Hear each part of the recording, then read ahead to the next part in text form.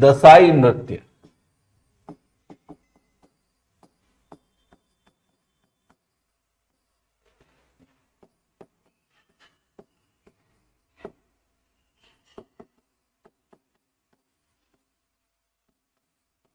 Dashain folk dance या Dashain dance, है ना, इसके बारे में जाने।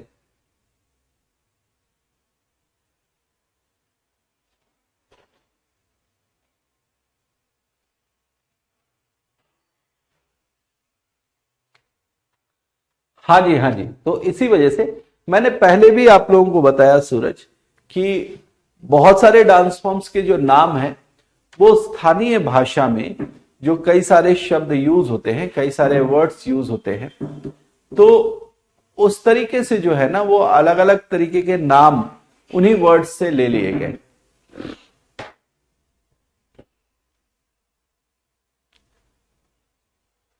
देखिए डांसेस के कई सारे फॉर्म्स अभी देखने को मिलेंगे अंकित। मैंने पहले भी बताया कि झारखंड में जब हम कल्चर की बात करेंगे ना तो कल्चर में बहुत सारे डांस फॉर्म्स या डांस यूजेस और उसके साथ बहुत सारे फोक सॉन्ग्स के फॉर्म्स जो है वो हमें देखने को मिलेंगे। इसलिए हमें अभी काउंट नहीं करना है, मैं इंपॉर्टेंट नेम्स जो है वो बताता चल रहा हूं। दसाई इसमें से एक बहुत ही इंपॉर्टेंट जो है वो नृत्य है और इसके बारे में ये सबसे पहले आप जानें कि ट्राइबल पीपल में कोई पर्टिकुलर नहीं है कि कौन से आदिवासी लोग इस तरीके का नृत्य जो है वो प्रस्तुत करते हैं, लेकिन इस नृत्य के जो फॉर्म है, इस डांस के जो फॉर्म है, जहां पर भी ये डांस किया जाता है उनमें ये स्पेशलिटी देखने को मिलती है। पहली चीज तो इस नृत्य का आयोजन आदिवासी लोगों के द्वारा, ट्राइबल पीपल्स के द्वारा, आदिवासी लोगों के द्वारा किस दिन किया जाता है? तो आदिवासी लोगों के द्वारा दशहरे से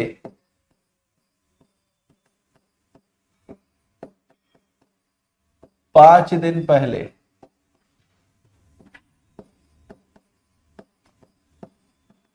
से किया जाता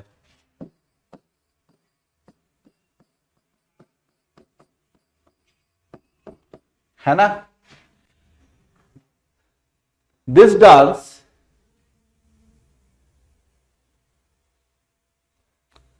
जी अंकित, मैं इस बारे में आपको बताना चाहूंगा डांसेस ठीक है, वो डांस करते हैं, आपको पढ़ना पड़ रहा है, लेकिन एक्चुअल में हम ये जानने की कोशिश करते हैं, एग्जाम में आपसे ये अपेक्षा की जाती है कि कम से कम आप जिस रीजन से बिलोंग करते हैं, आप वहां के कल्चर से, वहां के रिचुअल्स से आप इंट्रोड्यूस है या नहीं है, आपको उसके बारे में पता है या नहीं है। अगर आपको अपने क्षेत्र के कल्चर के बारे में, अगर आपको अपने क्षेत्र के भूगोल के बारे में, अगर वहां के इतिहास के बारे में, वहां की विशेषता के बारे में नहीं पता है, तो आप जिस पद के लिए चुने जाएंगे, आप जिस पोस्ट के लिए सेलेक्ट किए जाएंगे, वहां पर कई बार ऐसी कंडीशंस आती हैं जहां पर आपको एक्चुअल में अपने कल्चर, अपने रिचुअल, इन सारी चीजों को ध्यान में रखते हुए कई सारे निर्णय लेने पड़ते हैं। ठीक है, आप देखिए कि अगर कई बार क्या होता है कि आप किसी पद पर, सपोज किया किसी प्रशासनिक पद पर हैं, है ना, किसी एडमिनिस्ट्रेटिव पोस्ट पर है, और वहां आपके सामने जिम्मेदारी ये आ जाती है कि आपको दो ग्रुप्स के बीच कुछ गड़बड़ है, कुछ सुलह करानी है, और उसमें बेसिकली कहीं ना कहीं उनके रिचुअल्स, उनके कल्चर, उनकी जो परंपराएं हैं, वो उनके ट्रेडिशंस जो हैं वो क्या हो रहे हैं कि रास्ते में आ रहे हैं। अब उन सारी चीजों को देखते हुए, उनके महत्व को देखते हुए, उनके इंपॉर्टेंस को देखते हुए ही आपको निर्णय लेना पड़ेगा।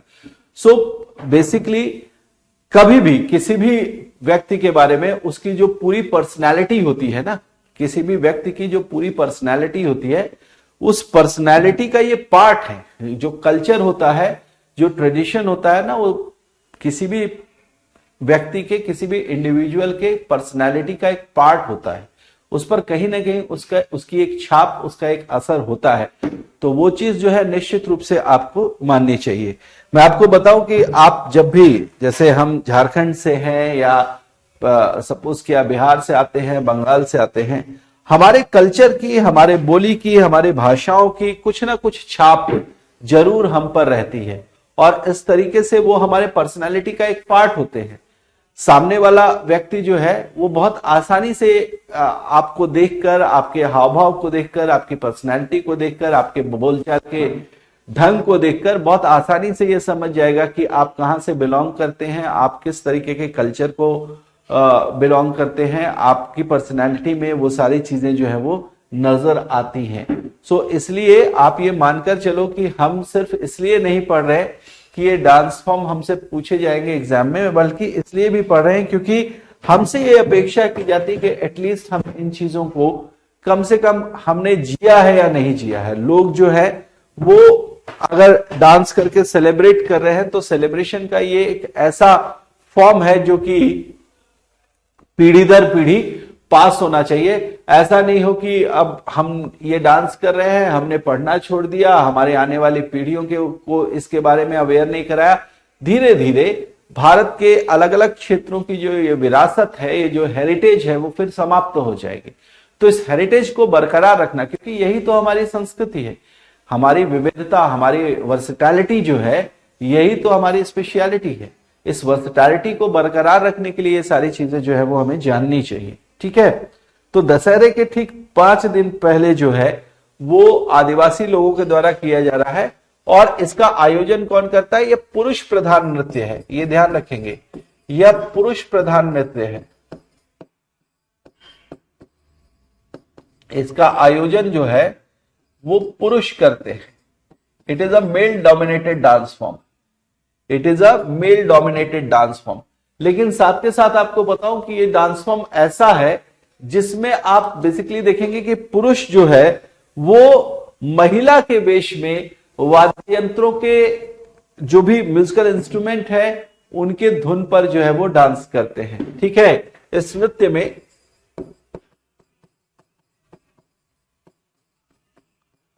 पुरुष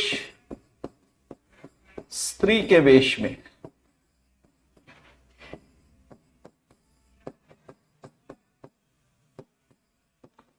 वाद्य यंत्रों की धुन पर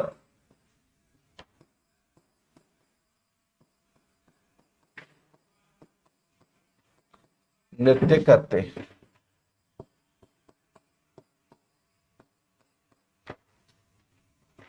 In this dance form, the males, in this dance form, the males do the dance, the males do the dance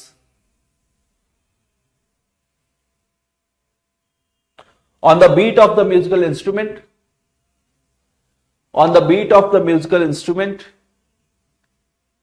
in the attire of females. attire, ATTIRE, attire मतलब वेशभूषा होता है। in the attire of females, in the attire of females, तो पुरुष जो है वो स्त्री के वेश में, ये इंपॉर्टेंट है यहां पर कि पुरुष स्त्री के वेश में जो है वो डांस करते हैं। इस नृत्य में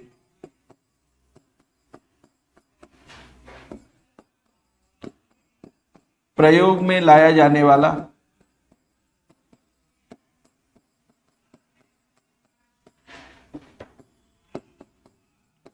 वाद्य यंत्र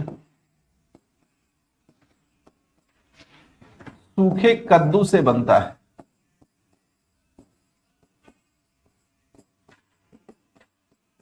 सूखे कद्दू से बनाया जाता है, जिसे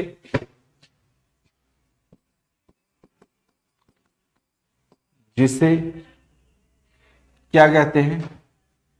भुआंग कहते हैं।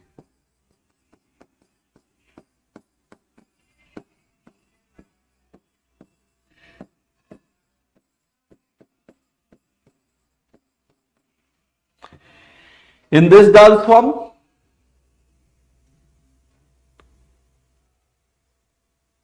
In this dance form, the musical instruments,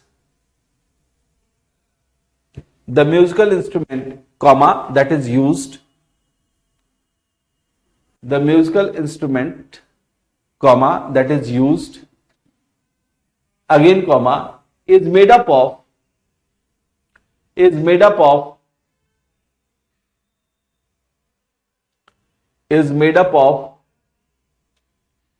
dry pumpkin.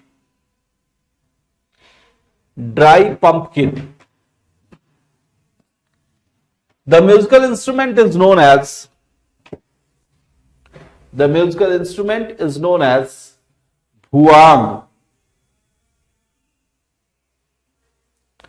bhuang. इसके अतिरिक्त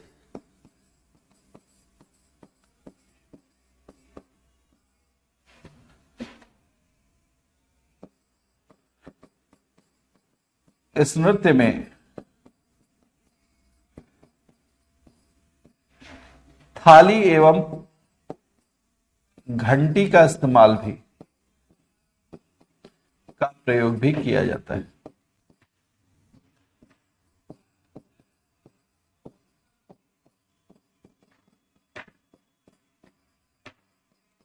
Apart from this,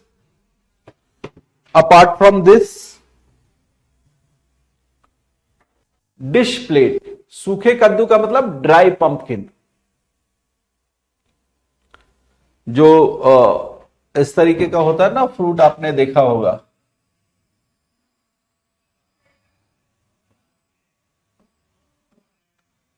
है ना।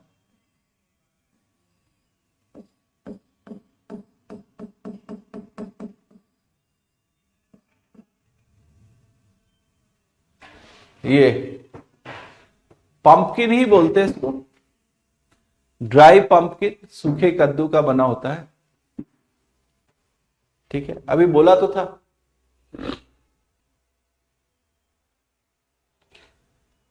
हाँ जी, कोहड़ा है, ठीक है, बिल्कुल सही, उसी का इस्तेमाल हो रहा है।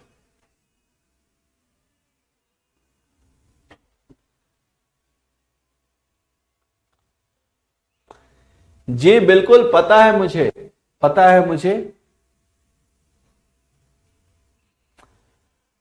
देखिए, स्थानीय भाषाओं में हम कद्दू और कोहड़ा, इसको हम अलग अलग नाम देते हैं। ठीक है, जो कद्दू है उसके लिए बटरगार्ड वर्ड का यूज किया जाता है, और ये जिसको हम कोहड़ा बोलते हैं इसको हम पंपकिन बोलते हैं। ठीक है, सो कद्दू दूसरा होता है, कद्दू इस तरीके से आप कह रहे हैं होता है।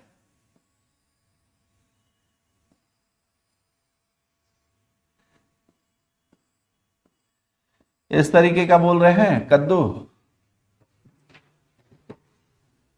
बताएं।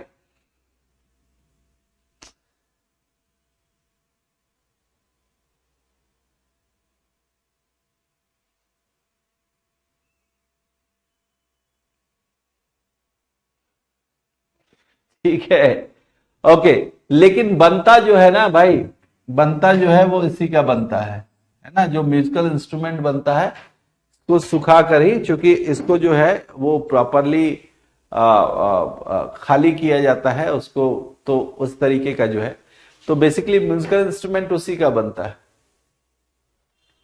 हाँ जी, गोल भी कोई, चलिए इस पर बहस हम लोग ना करें तो बेहतर है।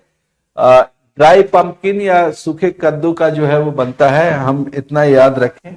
ठीक है, चलिए मैं इसको हटाता हूं।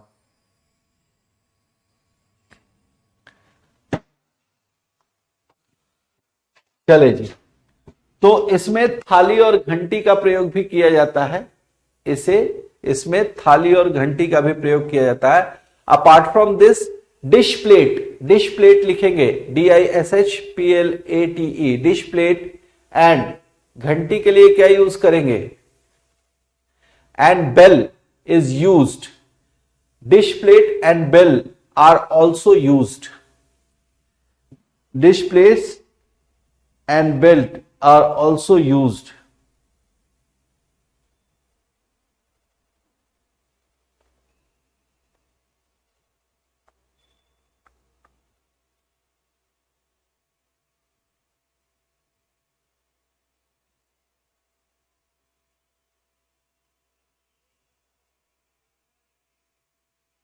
ठीक है। अब इसमें एक बेसिक चीज जो मैं आपको बताना चाहूंगा इस डांस को लेकर, देखिए इस डांस की शुरुआत जब हुई है ये बहुत ब्रिटिशर्स के जमाने में खास तौर से है ना। ब्रिटिशर्स क्या करते थे कि जो भी रेवोल्यूशनरी होते थे, जो भी क्रांतिकारी होते थे, उन क्रांतिकारियों को जो है जब पकड़ लेते थे, बंदी बना लेते थे, तो दूसरे क्रांतिकारियों को पकड़ने के लिए, है ना, इन क्रांतिकारियों को जो पकड़े हुए रहते थे इनको स्त्री की वेशभूषा में करके और डांस कराकर जो है उन क्रांतिकारियों को पकड़ने की चेष्टा करते थे, उनको पकड़ने में इनका उपयोग करते थे। तो ये डांस फॉर्म वहीं से निकल कर आया जिसमें बेसिकली जो बाहरी आक्रमणकारी होते थे वो आदिवासी क्रांतिकारियों को बंदी बना लेते थे और फिर आदिवासियों को ढूंढने के लिए इनका उपयोग करते थे। ठीक है, आगे चलकर फिर ये डांस फॉर्म में कन्वर्ट हो गया। तो पुरुष ही जो है, मेल्स ही जो है, वो स्त्री की वेशभूषा में या स्त्री के वस्त्र धारण करके जो है वो डांस करते हैं। इसमें जो बेसिक चीज है, इसमें स्पेशल ड्रेस कुछ खास नहीं होती। स्पेशल ड्रेस सिर्फ इस तरह की होती है जिससे ये पता चले कि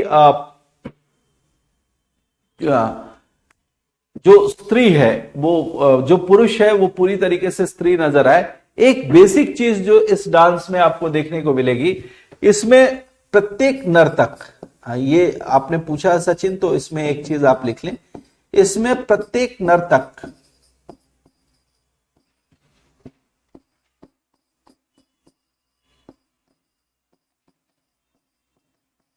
के सिर पर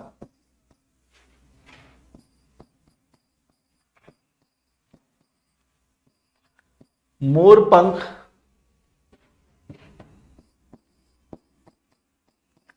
लगा होता है ना।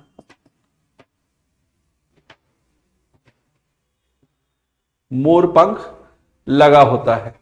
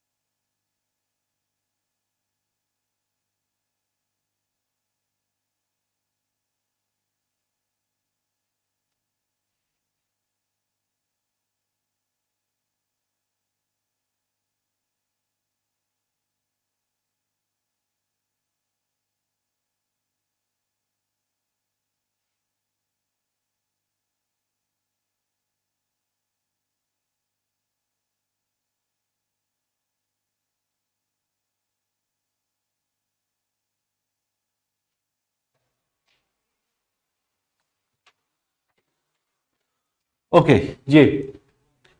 सो प्रत्येक नर्तक के सिर पर मोरपंख लगा होता है, peacock feather. The dancers used peacock feather. Each dancer uses peacock feather on his head. Each dancer used peacock feather on his head.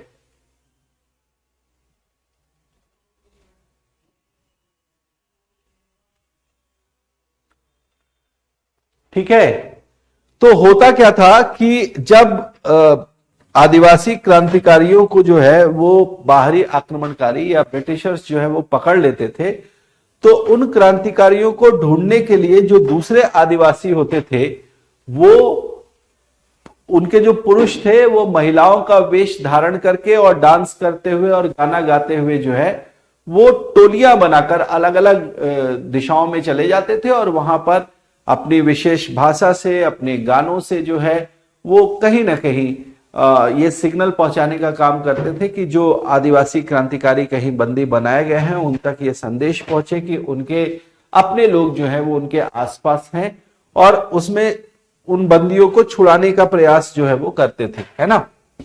मतलब बंदियों तक पहुंचने का काम जो है वो इस तरीके से वेश बदलकर किया जाता था। बाद में ये एक डांस फॉर्म के फॉर्म में जो है वो प्रचलित हो गया झारखंड के रीजन में, और आदिवासी लोग जो है अब इसको एक तरीके से विजय के प्रतीक के रूप में इस डांस को जो है वो मनाते हैं। तो 5 दिन का जो डांस होता है उसमें बेसिकली इस डांस की शुरुआत, इस नृत्य की जो शुरुआत है वो हिंदू रिचुअल्स के अनुसार मां दुर्गा की आराधना के साथ शुरू होती है, और उसके बाद लोग जो हैं इसमें कुछ विशेष शब्दों का यूज करते हैं। जैसे इस डांस की जब शुरुआत होती है तो उस डांस की शुरुआत में विशेष रूप से हाय रे हाय इस तरीके के शब्दों का यूज करके जो है, जो कि दुख के प्रतीक माने जाते हैं, वहां से शुरुआत होती है। लेकिन जैसे जैसे ये क्रम आगे बढ़ता है, गीतों के अलग अलग जो मोड्स होते हैं, तो शुरुआत हाय रे हाय जैसे शब्दों से की जाती है और लास्ट में इसका जो अंत है वो देहेल देहेल शब्द से किया जाता है। देहेल देहेल शब्द जो है वो विजय का प्रतीक माना जाता है, ऐसा शब्द। और इस तरीके से इस पूरे डांस फॉर्म में ये शुरुआत होती है कि एक बहुत ही विपदा की स्थिति से लड़कर और जीतकर लोग बाहर आए, तो इस पूरे डांस में इन्हीं चीजों को शोकेश किया जाता है। और इसलिए चूंकि आपको पता है कि दुर्गा पूजा का जो महोत्सव है या जो दशहरे का पर्व है, ये एक तरीके से बुराई पर अच्छाई की जीत के रूप में मनाया जाता है। इसलिए आदिवासियों के ग्रुप में, आदिवासियों के समूह में ये डांस फॉर्म जो है वो बहुत ही प्रचलित है, जिसको हम दसाई नृत्य के फॉर्म में देखते हैं। तो आपको ये याद रखना होगा कि ये किस तरीके का नृत्य है। मुख्य रूप से आपसे ये प्रश्न ज्यादा अपेक्षित है कि किस डांस फॉर्म में या किस नृत्य में पुरुष स्त्री का वेश धारण करके नृत्य करते हैं, वाद्य यंत्रों की धुन पर नृत्य करते हैं। जो जैसा आपने लिखा सिर्फ नृत्य करना भी आपसे पूछ सकते हैं, तो वहां पर आप बता सकते हैं दसाई नृत्य, है ना। वाद्य यंत्र का क्या नाम है? वाद्य यंत्र का नाम भुआंग है, ये हमें अलग से याद रखना है। लेकिन वाद्य यंत्र में सिर्फ भुआंग का इस्तेमाल नहीं करते, यहां पर थाली और घंटी का भी उपयोग करते हैं। बेसिकली अगर आप देखें तो ये ट्रेडिशन में चला आया है, ये परंपरा में चला आया है, क्योंकि जब इस तरीके के डांस को लोग अपने आदिवासी क्रांतिकारी भाइयों को ढूंढने में किया करते होंगे, तो निश्चित रूप से जो उनके पास उपलब्ध साधन होंगे, उन्हीं साधनों का उपयोग करके वो इस तरीके के डांस में वाद्य यंत्र के रूप में उसका उपयोग करते होंगे। तो इसलिए आज भी वो ट्रेडिशन में, और आज भी लोग जो है वो थाली और घंटी का उपयोग करते हैं, भुआंग का उपयोग करते हैं इस डांस फॉर्म को करने के लिए। ठीक है, तो इसको हमने क्या नाम दिया है? इसको हमने नाम दिया है दसाई नृत्य। ठीक।